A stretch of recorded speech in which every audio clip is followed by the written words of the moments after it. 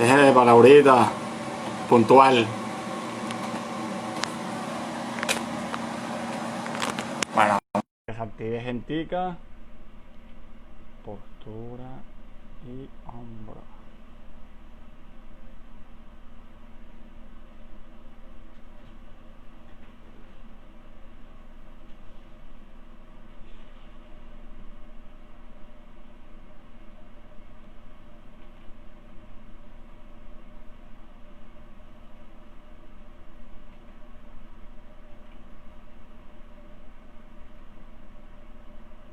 ¿Cómo están, chicos? A ver, que no me escucho. Un segundo. Vamos a esperar que se conecte la máquina de Emilio y empezamos. Igual si tienen alguna duda, para Iván, Eric, puras máquinas, Tocayo, Jorge de Valencia, pura gente buena, vale. Bien, bien, bien, bien. Bueno, a ver, vamos a ir aprovechando el grito de tiempo. ¿Qué esperan que se hable en este live? ¿Qué esperan, qué duda tienen, qué quisieran que se tocara? Ya que soy un poco indígena digital, Grecia, de Chile, por allá. A esperar. Pum, pum, pum.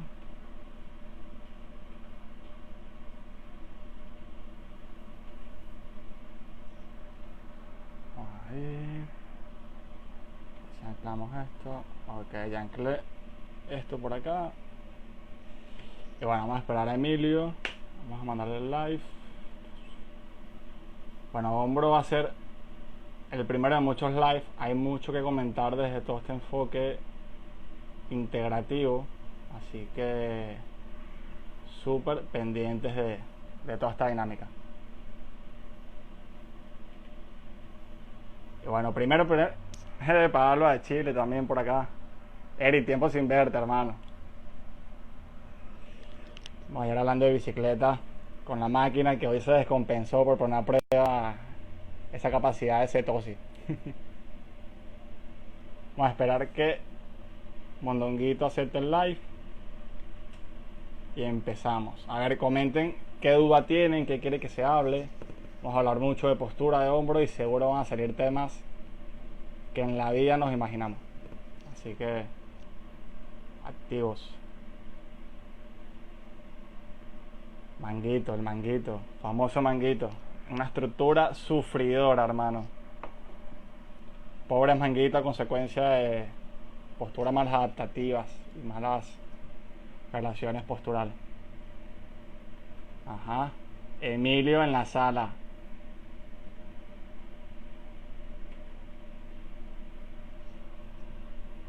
A ver.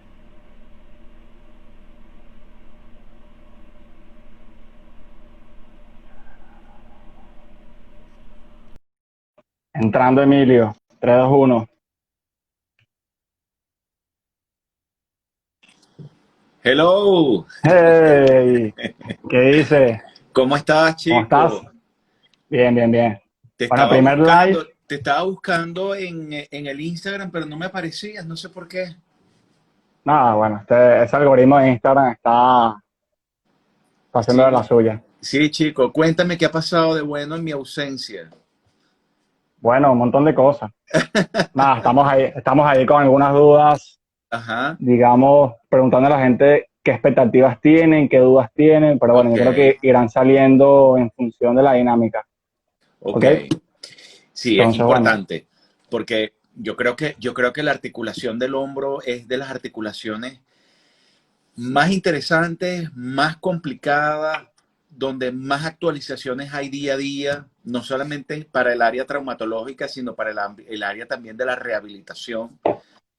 Fíjate que ya yo he hecho como 3 lives de hombro y la gente sigue pidiendo eh, más, más que se hable, programas interactivos sobre hombro, porque es que de verdad nunca alcanza el tiempo. Yo creo que es mucho lo claro, que hay que claro. hablar, sobre todo porque hay muchos mitos y realidades referente a esto, ¿no? Total. Y probablemente sea las articulaciones con más relevancia clínica o predisposición. O sea, es la más frecuente y de eso vamos a conversar en breve. Sí. Pero bueno, digamos que en consulta llueven los hombros como se Es quiera. que, fíjate, si de algo vamos a sufrir todos en algún momento de nuestra vida es del hombro. Eso es inevitable. No hay nadie que tú vayas a una reunión y no te digan, ay, es que me duele el hombro, tengo un dolor en el hombro, tuve un problema en el hombro. Siempre todos vamos a tener tarde o temprano un problema en el hombro porque el hombro se enferma es por uso, abuso y sobreuso. No tiene que haber un antecedente traumático. No está Claro, relacionado tampoco con la edad. Porque el mismo problema lo vamos a tener en una persona de 60 años como en un atleta de alta competencia de menor de 20 años. Es decir, eso es lo que hace tan interesante el hombro, porque además es un juego claro. de Ah, testivesco. Cuando tú empiezas a analizar la patología de hombro de un paciente, es muy cómico cuando el paciente te viene refiriendo que tiene dolor en el hombro hace mucho tiempo, perdón, que muy poquito tiempo, y tú después del análisis le dices, mire, pero este es un problema que tiene por lo menos 10 años de evolución, la gente no lo cree. Es muy interesante hacer los diagnósticos de patología de hombro porque vas descubriendo cosas que el paciente al principio no lo cree y después cuando el paciente llega a su casa y empieza a analizarlo se da cuenta, ay, verdad, yo comencé con esto hace tiempo. Eso hace muy constantemente, perdón. yo creo que es la patología, yo creo que es la parte del cuerpo que más ha cambiado, que más actualizado está día a día con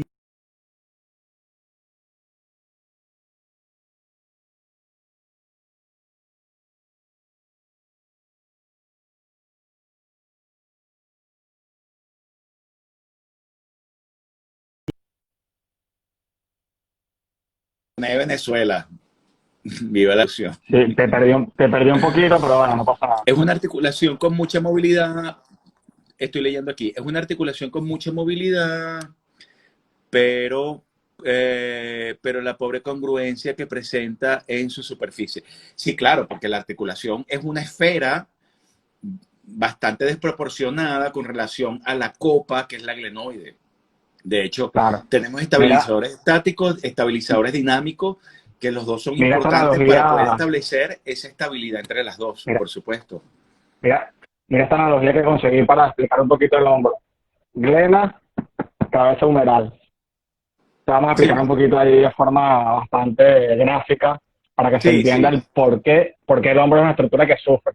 Es una estructura que está claro. diseñada para generar movimientos en rangos muy, digamos, muy grandes y no siempre ha sido así porque ancestralmente, desde el punto de vista evolutivo, pues fuimos cuadrúpedos y digamos que teníamos esa predisposición a que fuera una articulación de más estabilidad y luego cuando fuimos o evolucionamos a la bipedestación, pues ella tuvo que diseñar o crear nuevas tensiones para generar nuevas funciones. Entonces, esa predisposición a ese cambio evolutivo también la hace muy vulnerable, porque es como que se diseñó para algo, pero en nuestro camino evolutivo pues se transformó. Entonces también eso Claro. tiene un plus ahí importante Y esto es sumatorio. algo, esto que te voy a contar es anecdótico, no tiene nada que ver con lo que vamos a hablar, pero ya que lo sacaste a colación me parece muy simpático. En la medida que el hombre comienza a cambiar, a ponerse de pie, es porque empieza a haber un cambio en su estructura cerebral. Comienza a crecer su Uh-huh. cerebro y está muy relacionado cuando el hombre comienza a comer peces.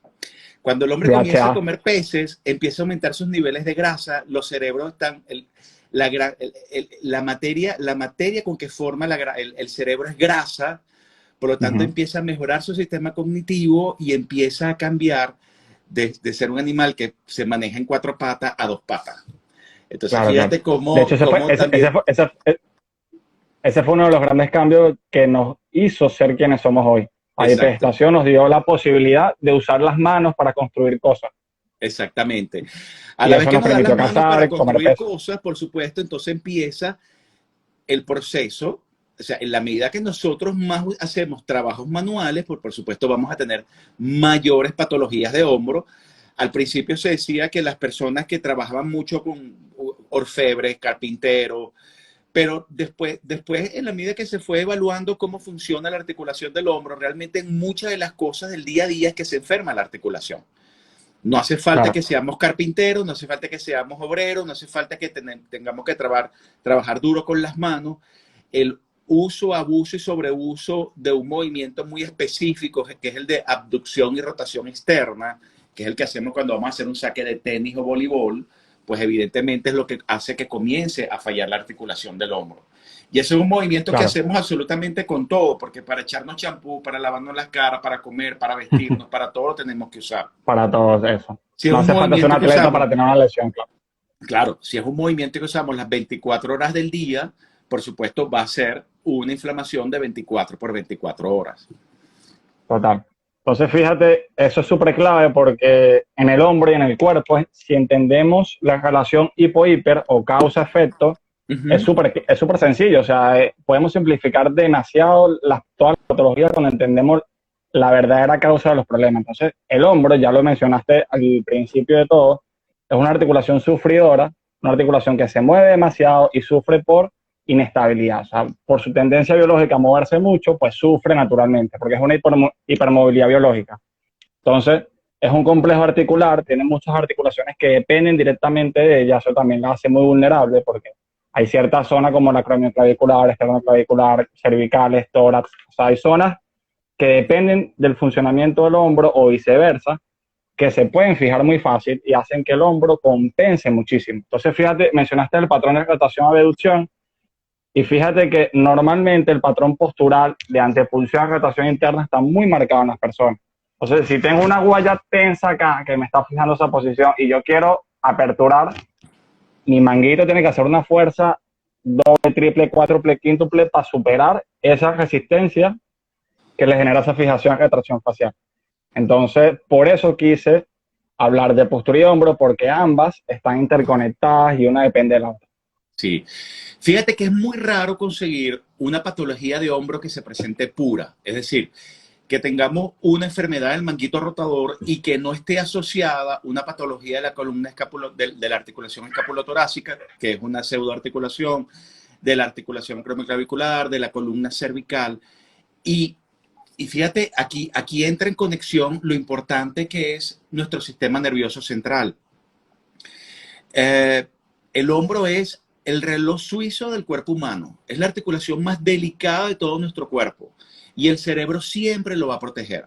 De hecho, Okay. una vez, y de hecho, el manguito rotador es uno de los pocos tendones que tienen un chip, que tienen memoria.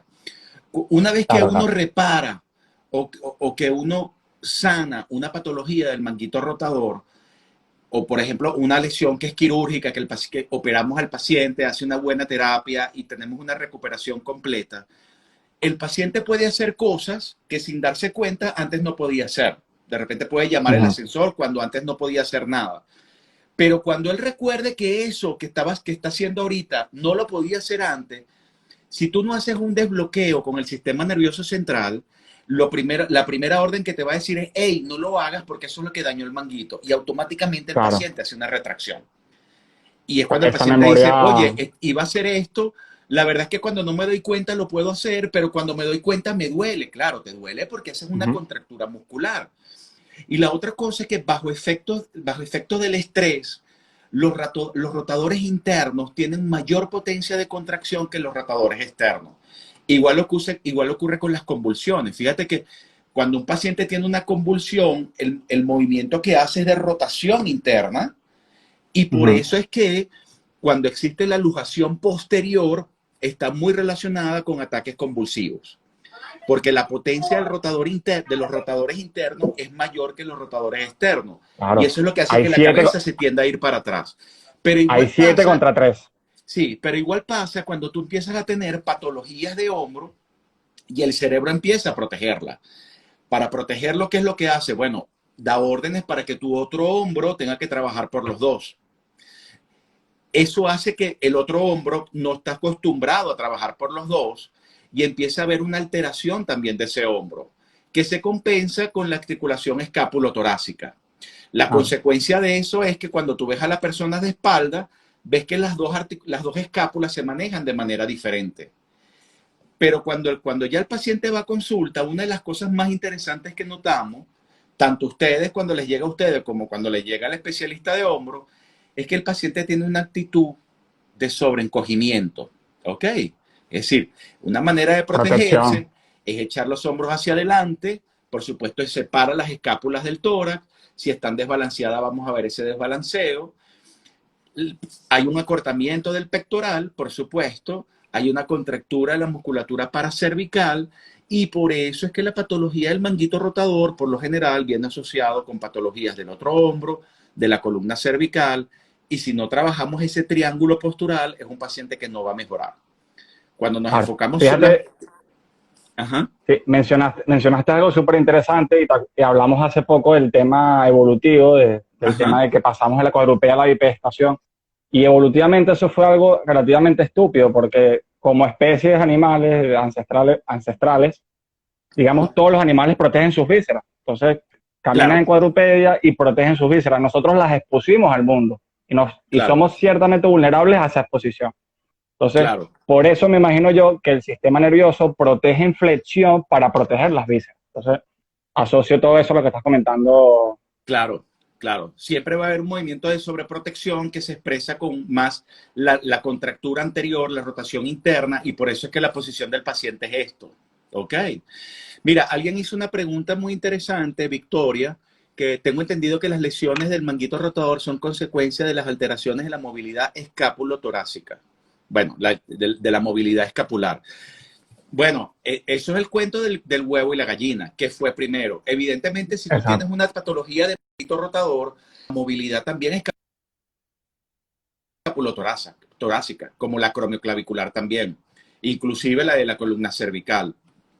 Pero Ujú. realmente, la patología comienza, y si vamos desde cero hasta cuando ya presenta la crisis de dolor, la patología comienza con una inflamación de la bolsa, de la bursa. La bursa no es más que una capa muy delgadita de gel que cubre no solamente la inserción del manguito rotador, sino que se refiere hacia adelante sobre el pectoral, sigue por debajo del deltoides, acromioclavicular, por debajo de la clavícula.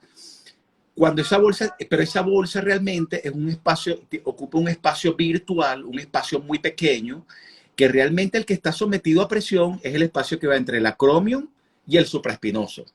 Bueno, porque el Claro. supraespinoso se inserta acá y por encima tenemos el acromion. El resto del manguito rotador tiene más espacio para moverse. Pero además la segunda causa es que el supraespinoso es el... Ajá, dime. Bueno, te tengo una pregunta interesante que desde primero de pasantías me he preguntado y no se lo preguntaba a ningún traumatólogo. Ajá, Pero quiero complementar un poquito algunas cosas. O sea, hay que hacernos quizás preguntas eh, más eficientes. O sea, ¿qué es lo que verdaderamente causa que la escapulotorácica no se mueva bien? Entonces hay que ver cómo está ese balance tisular.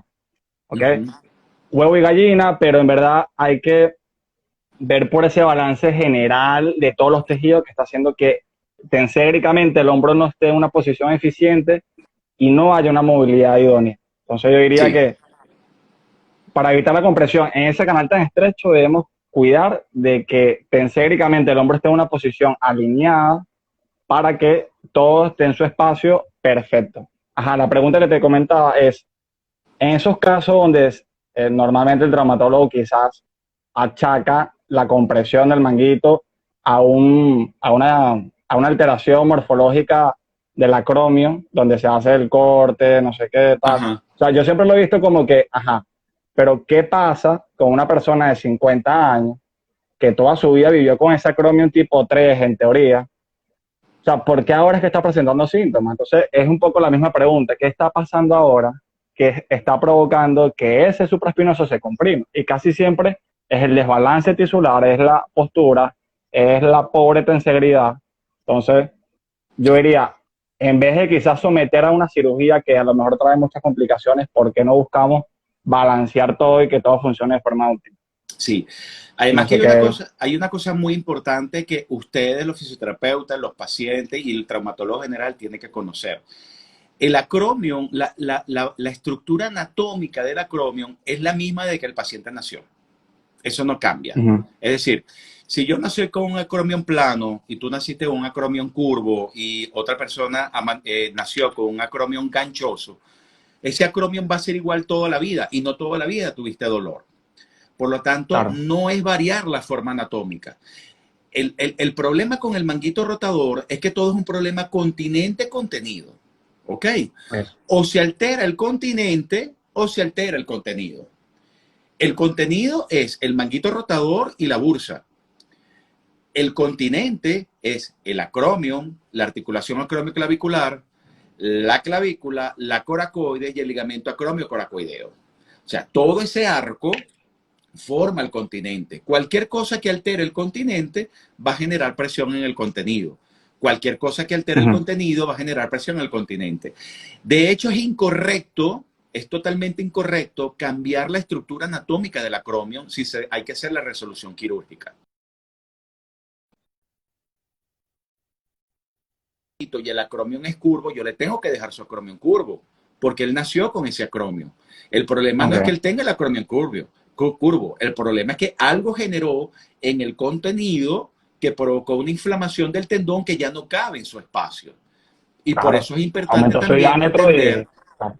claro, es un craso error, porque inclusive yo he visto compañeros traumatólogos generales que me han comentado así como que, bueno, mira, no, tú sabes, bueno, que yo le pregunto, ajá, ¿y qué hiciste con el paciente? Bueno, le hice la descompresión, le mejoré el espacio. ¿Cómo le mejoraste el espacio? Bueno, quité un pedazo del acromion por debajo, lo hice plano. No, eso es un craso error. Si nosotros modificamos la forma anatómica de ese hombro, lo que podemos generar es una fractura después iatrogénica de esa estructura por la fuerza de presión del deltoide. O sea, la forma Brutal. anatómica no se cambia, porque esa forma anatómica está con el paciente desde que nació y por lo tanto Claro. esa no es la causa de la patología. Ahora, Evidentemente, entonces, si yo tengo un tendón aumentado de volumen y yo voy a trabajar para bajarlo, siempre va a tener mejor pronóstico el que tenga un acromion plano.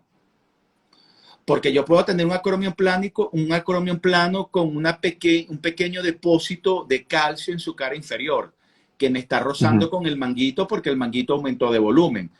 Pero si yo bajo el de volumen el manguito y el acromion es plano, a mí no me importa esa calcificación, porque no lo va a tocar.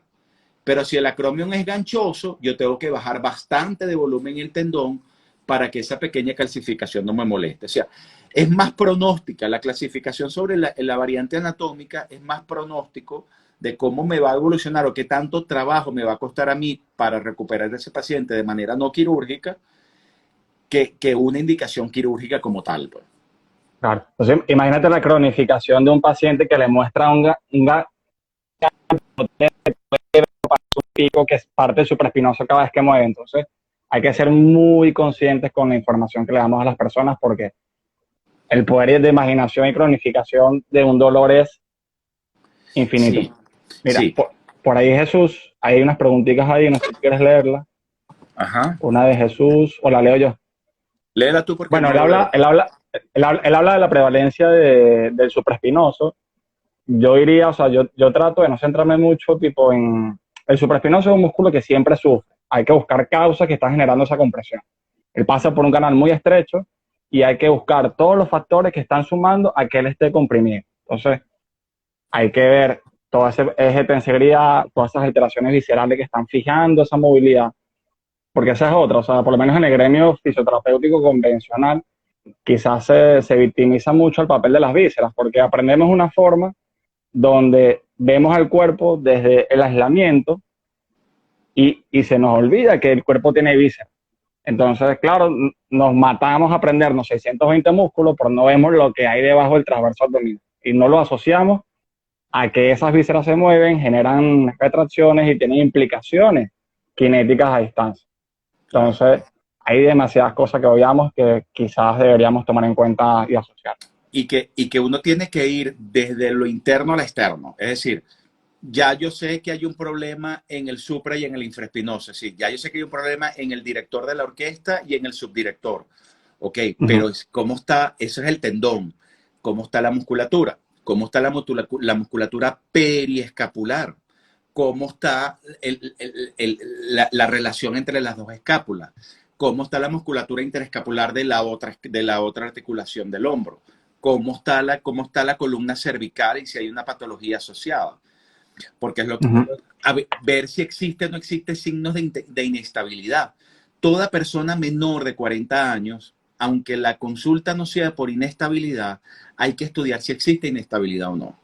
Porque ya per se esa es una articulación inestable.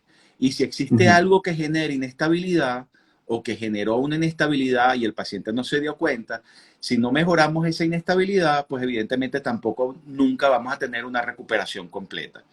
Cuando hablamos de inestabilidad, nos estamos refiriendo a si existe hiperlaxitud, si existe antecedentes de subluxaciones, si existe antecedentes de luxaciones, aunque hayan sido tratadas y no se haya vuelto a luxar el hombro. Pero todo eso es importante porque ya per se eso es una articulación inestable. Entonces tenemos que partir de ese punto, que ya ella es inestable y todo lo que genera va a hacer que la movilidad sea totalmente diferente. Fíjate que ella es tan precisa que para este movimiento de 360 grados, ella tiene que hacer ciertos desniveles para que no choque con el resto de la estructura. Cualquier cosa que rompa ese equilibrio me puede generar pinzamientos funcionales, que no son pinzamientos mecánicos, son pinzamientos funcionales. Entonces vamos a un problema extra.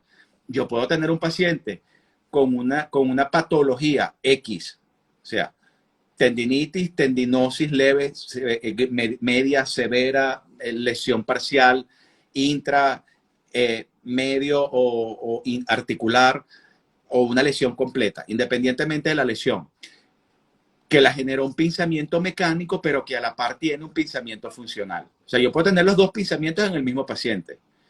Si me enfrasco en lo típico, que es pinzamiento mecánico, y no evalúo si existe un pinzamiento funcional, eso es un paciente que tampoco se recupera. ¿No crees que todos los casos sean un mix de ambos? Porque casi siempre hay como cosas metabólicas asociadas en este mundo tan tóxico y probablemente ese cuadro inflamatorio crónico latente en todas las personas incide en que el tejido tenga una mala calidad y obviamente pues un tejido ácido, un tejido pues, que no funciona con mucha eficiencia. Fíjate, el supraespinoso está íntimamente relacionado con la cápsula posterior. Íntimamente relacionado. Además que hay una ramita nerviosa que va directamente a la cápsula posterior. Por lo tanto, cualquier inflamación del supra también pasa la señal de dolor e inflamación en nuestro sistema nervioso central. ¿Qué significa eso? Que cuando el tendón comienza a enfermarse, él va a pasar esa inflamación a la pared posterior de la articulación.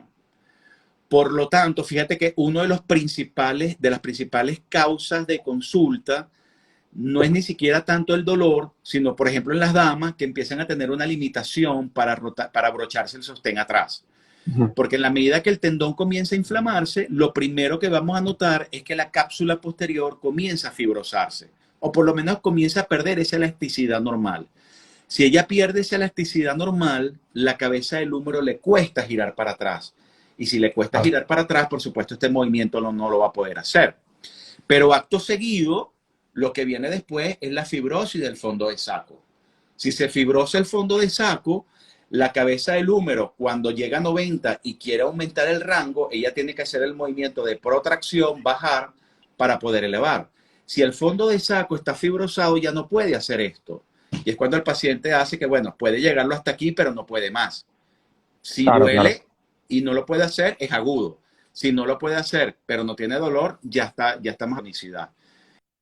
Y luego es la cápsula anterior. Por lo tanto, ya cuando tenemos las tres cápsulas que ya estamos hablando, que debe tener muchos años de evolución, es cuando el hombro ya no tiene prácticamente ninguna movilidad. Pero también hay patologías tiroideas, resistencia a la insulina, que generan restricciones fibróticas de cápsulas.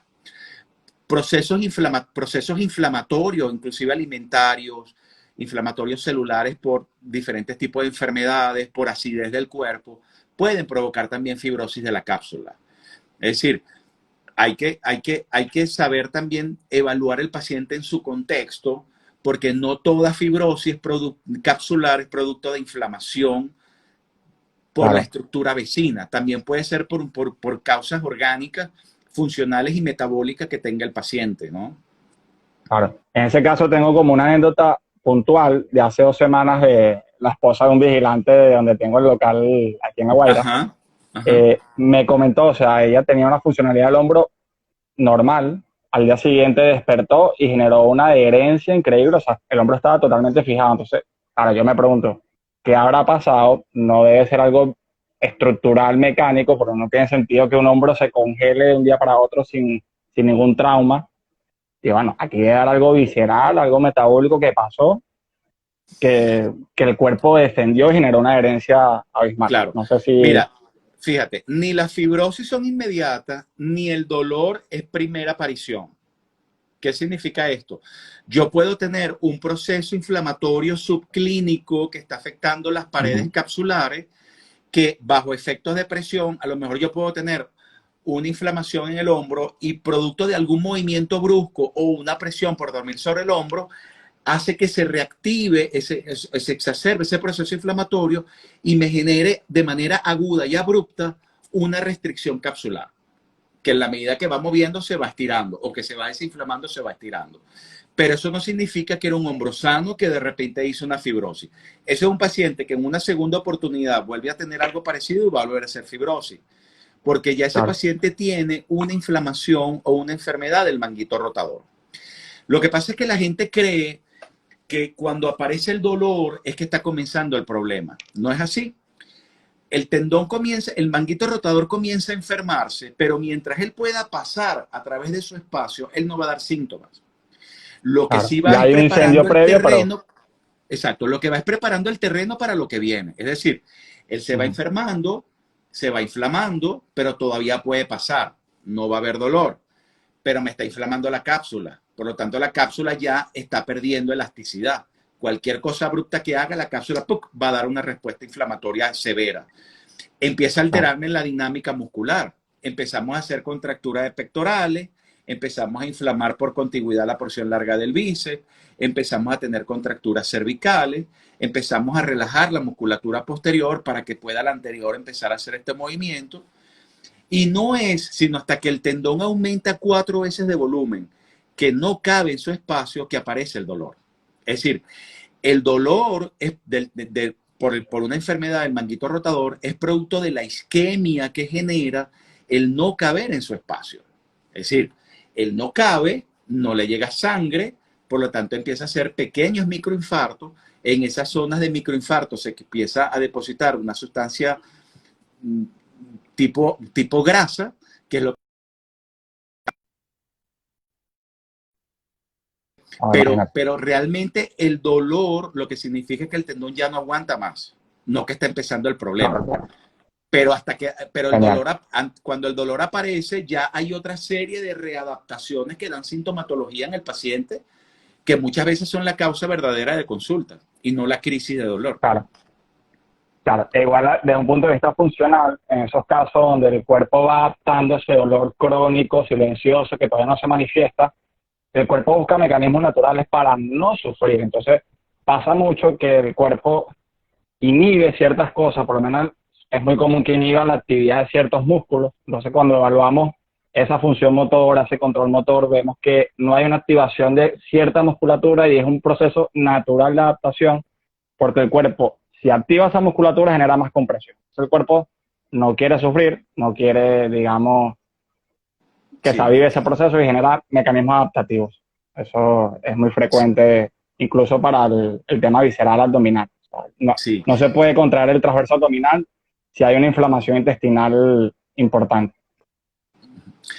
La relajación del diafragma también es importante. O sea, si tú no haces una movilización del diafragma, puedes incluso tener ese paciente con dolor, con dolor, con dolor. Y fíjate ahí lo importante que es que el fisioterapeuta también esté actualizado y sepa manejar esta patología de hombro. Porque fíjate cómo interfieren gran cantidad de factores y no se limita simplemente a es una enfermedad del manguito rotador. Entonces, Claro, si tú no estudias detenidamente qué provocó la enfermedad, cuáles son los concomitantes, aunque no tenga sintomatología, qué es el resto que está afectado, cómo están los estabilizadores de esa articulación y no lo tratas, ese es un paciente que está destinado al fracaso. Y es por eso que yo creo que no hay otra articulación como la del hombro en que el paciente va a un fisioterapeuta y no mejora, y va a otro, y no mejora, y va a otro, y no mejora, y cambia de traumatólogo y vuelve a cambiar de fisioterapeuta. Porque es que el hombro depende de muchas cosas. El hombro Claro, depende de muchas cosas. Y si tú no estás consciente de todo lo que, de todas las consecuencias que trae una patología del manguito rotador y no sabes tratar el conjunto, no piensas que de repente más que un problema de hombro puede estar asociado a un problema de columna cervical y ser un dolor irradiado, o inclusive de una víscera y que te esté dando un dolor irradiado, ese es un paciente que no mejora. O sea, claro. yo creo que es la articulación que más complicaciones tiene en su evolución una vez que se hace el diagnóstico, pero es también porque no todos los, bueno, y tú lo sabes, no todos los fisioterapeutas y los fisiatras están entrenados para manejar el manguito rotador en base a las tendencias actuales de su manejo, que no Sí, solamente es es un, las terapias para manejarlo, sino todo lo que conlleva hacer el diagnóstico de la patología del manguito rotador. total, hermano. De hecho, quería comentar un caso clínico que va alineado a todo eso. O sea, lo voy a Ajá. contar rapidito para no quitar mucho tiempo, pero esto me pasó en España. Yo trabajé 2 años en una clínica y literal veía por hora a 6 pacientes. Entonces, Uh claro, -huh. ya partimos de la premisa de que no puedes brindar una calidad de servicio porque primas cantidad. O sea, es imposible dedicarle atención y evaluación a una persona. Entonces, fíjate, un paciente como de 60 años, o sea, un diagnóstico de tendinopatía bilateral. Entonces, ya es como que una tendinopatía bilateral, eso no es común. O sea, somos seres asimétricos y hacemos cosas con una dominancia específica. ¿Por qué Uh -huh. pasa de ambos lados? O sea, ya ahí es como que me huele mal. Entonces, cuando empiezo a indagar, es una persona que tenía ya 60 sesiones de fisioterapia cuando yo empecé a tratarlo. Y ya es un paciente que está viciado, está frustrado, está cansado, obstinado. O sea, ya tiene Claro. una actitud ante la terapia negativa. Entonces, Uh -huh. ya tienes ahí como una bandera. Entonces, fíjate, tenía dentro de muchas cosas, o sea, la piel hablaba por sí sola, o sea, hablaba de una toxicidad gigante, un paciente que de por sí tenía un olor muy característico, la piel muy porosa, sudaba muchísimo, entre cosas era como que, bueno, muchos temas viscerales relacionados al intestino, entonces él decía que iba al baño cada 5 días. Entonces, imagínate el nivel de estreñimiento que tenía. Wow, ok. Y luego yo así como que, ok, ¿qué le puedo ofrecer yo a este señor? Que primero no lo puedo, no me puedo dedicar a trabajarle de forma individualizada y que además tiene un montón de cosas asociadas que no entiendo todavía y todavía quizás si lo veo ahorita pues se me escapan muchas cosas de la mano y por eso me parece o sea, me parece brutal que combinemos esfuerzos porque hay cosas que sumando pues podemos dar soluciones muy efectivas y nada, ahí fue como que, wow, o sea, es que el hombre es eso, el hombre y todo el cuerpo. O sea, hay demasiadas cosas metabólicas asociadas a una disfunción. El dolor es simplemente una manifestación del cuerpo. Bueno, fíjate, Y bueno, y aquí este consultorio de terapia manual está diciendo algo muy interesante, que es las patologías de hígado. No solamente las patologías de hígado, una patología y de vesícula, patología de hígado, de vesícula, de colon transverso, eso genera una irritabilidad en el diafragma, eso hace que el diafragma tenga poca movilidad, haga adherencias, eso puede dar un dolor perfectamente en el hombro. De hecho, claro, siempre es importante estudiar esa área porque hay muchas cosas asociadas que pueden también dar sintomatología. No significa que eso va a generar la patología, pero la disfunción de la articulación del hombro, cuando empieza a alterar toda su dinámica, puede tener dolores referidos que hacen que él no termine de mejorar y que lo que es la parte circundante, la musculatura periescapular, la musculatura torácica, etcétera, empiece también a hacer disfunciones que si no las tratas tampoco mejora el paciente. Eso es muy claro. Que cierto. imagínate hacer natación con una disfunción diafragmática, o sea, que te cargas el hombro en un mes. Claro, la natación es un ejercicio fantástico para todas las articulaciones del cuerpo, menos para la del hombro, El hombro. desafortunadamente. Sí, es fantástica para todo el cuerpo. Yo siempre le digo a los pacientes, no, miren, nadar es un ejercicio súper completo, pero un paciente que tiene patologías de hombro y nada, pues eso hay que suspenderlo de entrada. Y luego yo le explico, por ejemplo, yo tengo pacientes, no sé si debe estar por aquí, tengo pacientes que son nadadores pero ya de un nivel muy alto, que he tenido que, mira, vamos a poner, no te vamos a operar, vamos a ponerte terapia biológica, vamos a mejorarte el hombro, pero por ahora no puedes nadar. Eso sí, lo Claro, que dure la terapia biológica, que son 3 semanas. Pero luego hay que reeducarlos para que ellos sepan cómo tienen que nadar sin que se produzcan daños y que no pierdan su nivel. Entonces, sí se puede hacer perfectamente, pero una claro. persona que nade de manera por hobby y que tenga una patología de hombro, lo primero que tiene que quitarse es ejercicio, desafortunadamente. Claro. Entonces fíjate, te manda, no, bueno, no puedes trotar porque a lo mejor es muy lesivo, haz natación que te evitas la compresión, pero claro, tienes una postura maladaptativa Claro, que no permite que tu hombro se mueva de forma eficiente. Entonces, claro, vives con una cifosis enorme, una anteposición de cabeza y obviamente el hombro va a sufrir. claro. Entonces, es como que hay que Además trabajar que, siempre la postura y alinear claro, todo eso. además que fíjate, una de las premisas, sobre todo para los pacientes que quieren seguir haciendo su gimnasio, ir al gimnasio o que quieren nadar, una de las premisas más importantes es que todo lo que tú hagas donde tu mano escapa de tu campo visual te va a hacer daño. Si nos Uh vamos -huh. al área de un gimnasio, por supuesto, yo puedo agarrar la barra y llevarla para acá, al frente, y no hay problema. Pero yo cuando yo agarro la barra y me la llevo para atrás, aquí yo dejo de ver mis manos. Aquí me estoy haciendo daño. Cuando yo utilizo la máquina de pecho, por ejemplo, yo tengo que graduarla para que a este nivel poderla soltar. Si yo tiro mis manos hacia atrás, aquí dejé de ver mis manos, aquí me estoy haciendo daño. Y el cuerpo humano es tan sabio que cuando hacemos esto, lo que estamos haciendo es provocando micros desgarros de cápsulas, que luego se fibrosan y por supuesto traen otra serie de patologías. Pero la natación también tiene una parte del nado donde tus manos se escapan de tu campo visual. Cuando damos la mano que choca con nuestro muslo y se va para atrás, ya en este movimiento, de manera repetitiva, es altamente lesivo. Hay formas de Claro. evitarlo. Yo le explico al paciente cómo lo va a evitar para que pueda seguir haciendo su nado, no perder potencia, no perder velocidad, no perder nada, pero durante la fase de recuperación, eso sí hay que suspenderlo. Claro.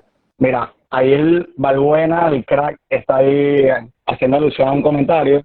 Quiero hacer énfasis porque me parece súper interesante. Yo creo que es el futuro que yo deseo y aspiro para la medicina y la salud. Es que unamos Ajá, esfuerzos. O sea, no podemos aislarnos y mantener ese trabajo claro. aislado porque no optimizamos resultados. Entonces, Ah, yo la vi, yo creo ya que, lo vi, ya lo estoy yo viendo. creo que Ah.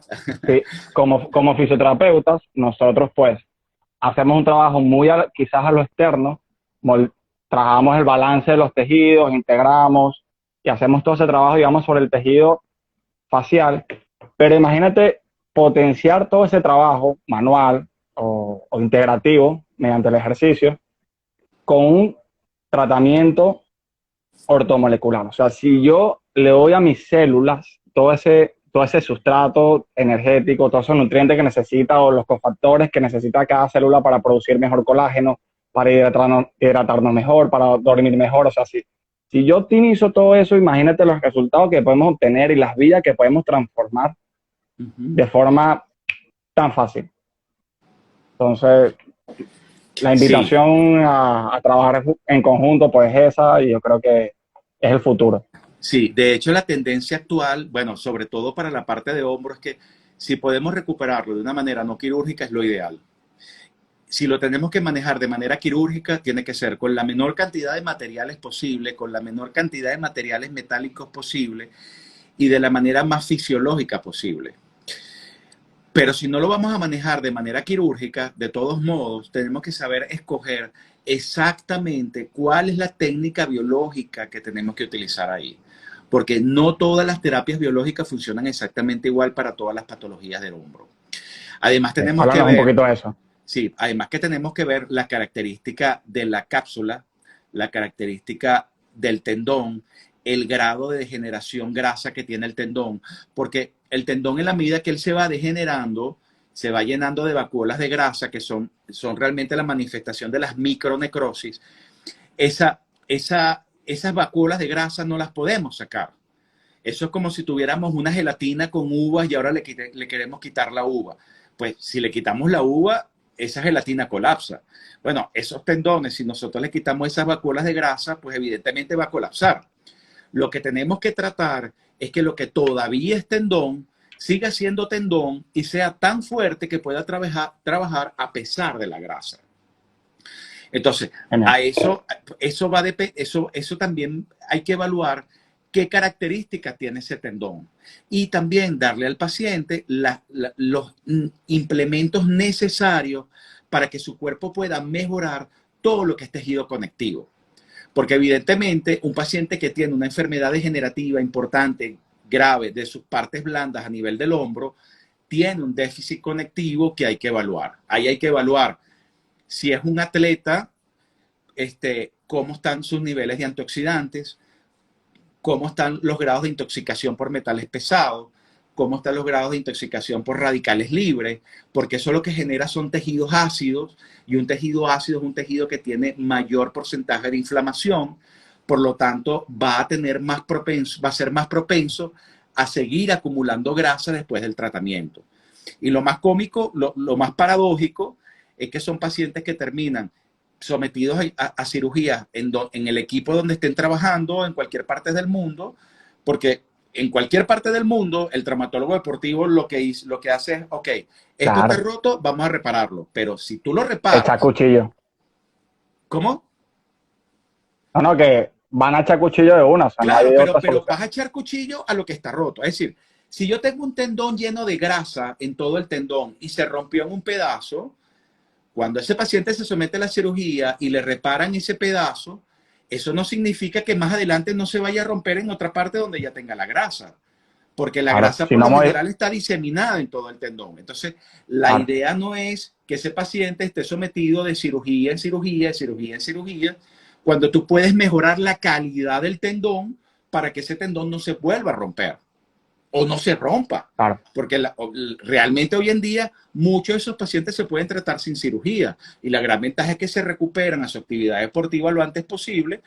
Pero incluso ni siquiera hablemos de deportista, una persona normal, una ama de casa, un trabajador, si tú le puedes plantear una resolución no quirúrgica, te la va a agradecer. Primero, es mucho más barata y segundo, le estás ahorrando una cirugía. Pero además tú con esa opción tú puedes mejorar la calidad del tendón, que es lo que va a hacer que ese paciente más adelante se vuelva a romper cuando haga otra actividad deportiva o etcétera, ¿no? Sí, sí, total. Y eso, o sea, es el típico dilema de toda la vida, ¿no? O sea, cuando te vas a atacar los síntomas, pues no solucionan las causas.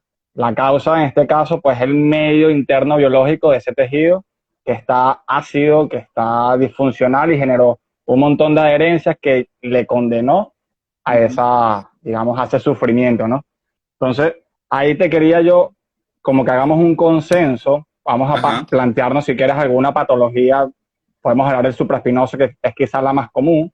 Entonces, yo te haría quizás algunas soluciones desde el punto de vista fisioterapéutico y osteopático, y tú me darías soluciones desde la medicina ortomolecular para que quede como que esa simbiosis que pudiéramos hacer como trabajo. ¿Qué te parece? Bueno, ya va. Antes le quiero responder a Antonio. Bueno, muchas gracias, Antonio Ballesta.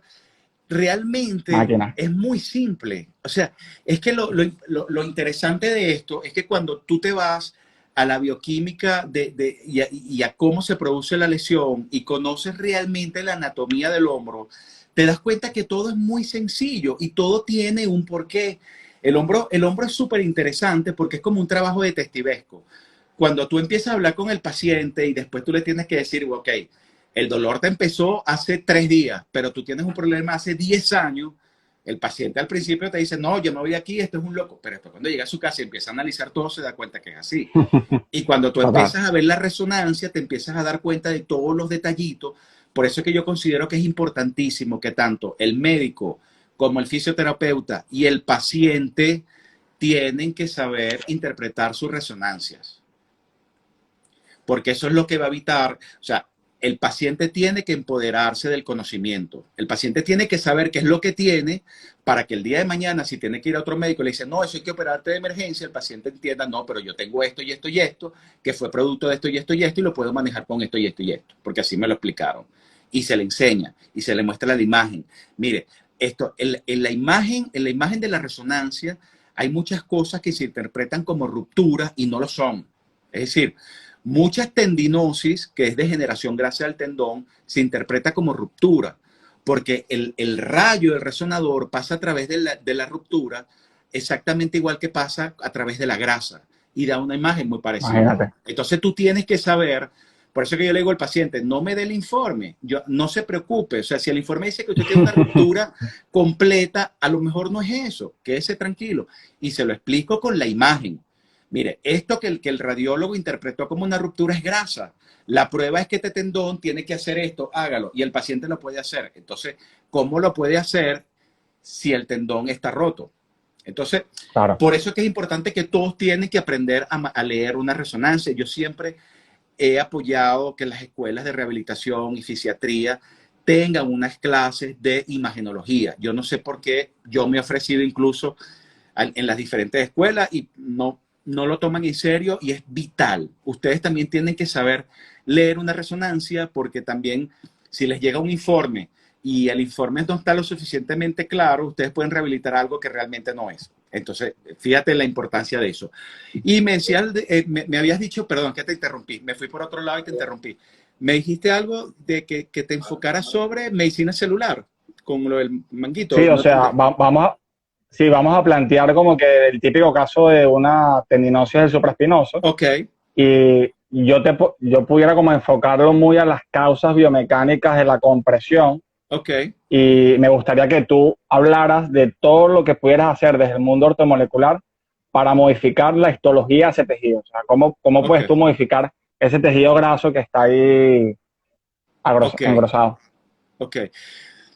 Bueno, fíjate, si hablamos del primer, el tendón que estadísticamente más se lesiona por todo lo que hablamos, porque es el que más trabaja, el que tiene un techo óseo, que es el acromion, el director de la orquesta, pero que es el supraespinoso, él tiene otra cosa en su contra, que es que él tiene una zona a más o menos a 1 centímetro de su inserción de muy mala irrigación vascular.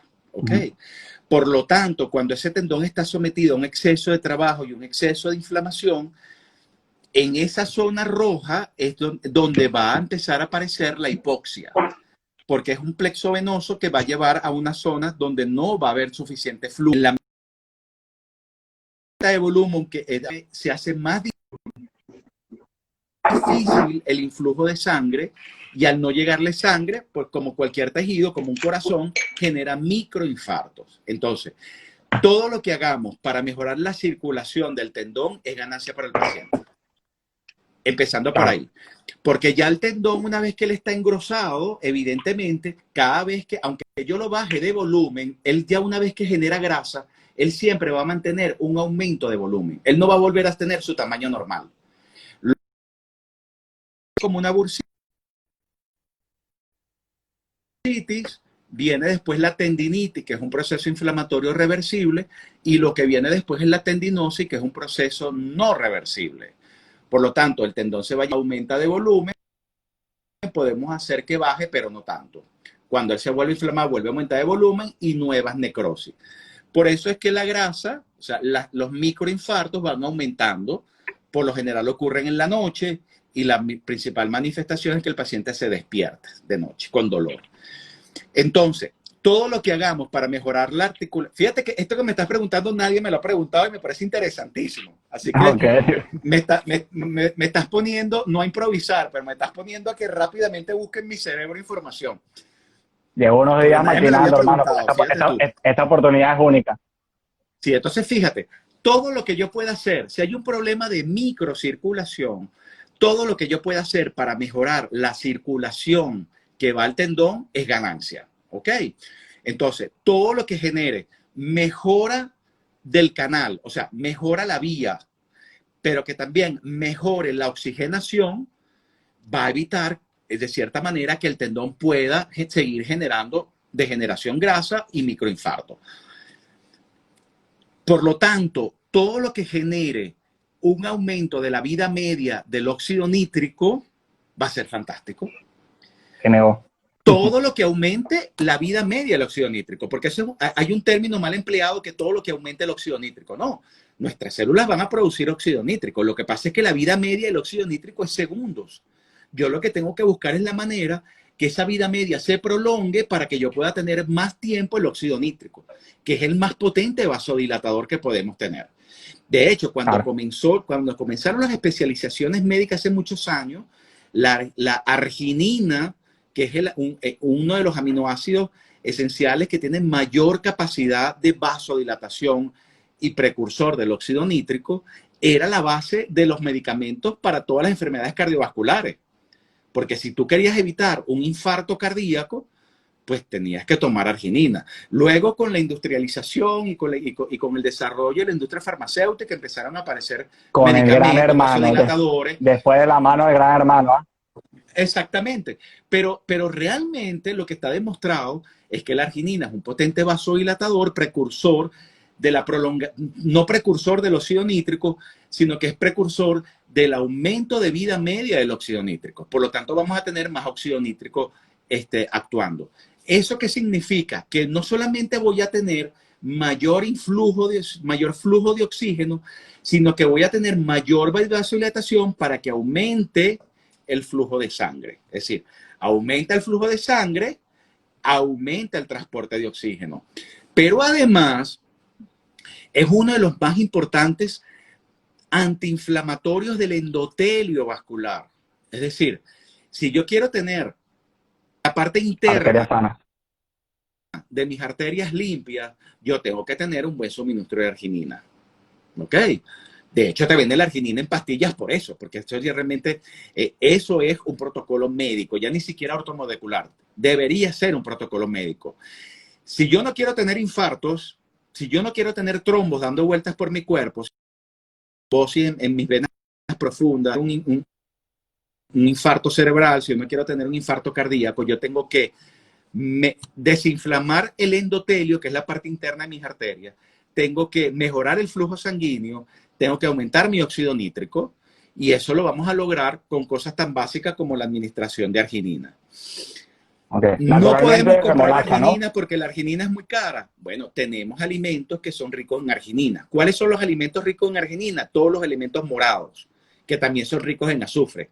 Cebolla morada, el repollo, pero el que más arginina aporta es la remolacha. Que tú pues sabes. Si ¿te acuerdas que hoy la probé y eso quedó divino? La remolacha fermentada es muy buena. Ahora, para los amigos que están aquí y no han oído otros live o otras conversaciones sobre esto, sobre nutrición ortomolecular, que es un tema interesantísimo que otro día lo podemos hablar. La remolacha es una altísima fuente de arginina, pero la remolacha tiene un índice glicémico muy alto. O sea, la remolacha es pura azúcar. De hecho, en muchos países del mundo el azúcar se saca de la remolacha. Para evitar esto, lo que tenemos que hacer es fermentarla. Si yo fermento la remolacha, tengo todo el poder de la arginina de la remolacha sin el problema del alto índice glicémico que ella genera. ¿Ok? Porque, podemos comer cebolla morada, berenjena, rábano, coles moradas, etcétera, pero la verdadera fuente de arginina es la remolacha. Entonces, fíjate tú, tenemos algo que aumenta el flujo. Por lo tanto, vamos a evitar los microinfartos, que son las causas de la degeneración grasa. Que de ahí lo que viene después son las rupturas, porque todo es una escalera. Bursitis, tendinitis, tendinosis. Tendinosis leve, moderada, severa, ruptura parcial, total, masiva. Y luego otra serie de cosas que no vamos a tocar ahorita. Sí. Porque ya es cuando la patología que viene de cuando ya un quito rotador. Entonces, para evitar todo esto tenemos que desinflamar, mejorar el flujo de oxígeno, mejorar el transporte de sangre, y eso lo vamos a hacer no solamente con la arginina, sino que ahora vamos a la parte antiinflamatoria. Corte comercial, volvemos. Pausita. ¿Ya pasó la hora? Ya, listo, hermano, volando. Bueno, guárdalo porque si no, no te va a dejar, y nos volvemos a conectar. Dale. ¿Qué hago? Finalizo y me sabe guardar, ¿no? Ajá.